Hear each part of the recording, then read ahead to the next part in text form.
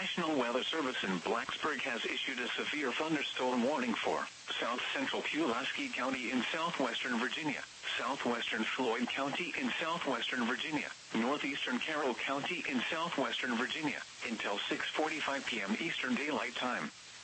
At 5:48 p.m. Eastern Daylight Time, a severe thunderstorm was located near Indian Valley, moving south at 15 miles per hour. Hazard, 70 miles per hour wind gusts.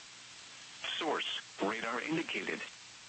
Impact, expects considerable tree damage. Damage is likely to mobile homes, roofs, and outbuildings.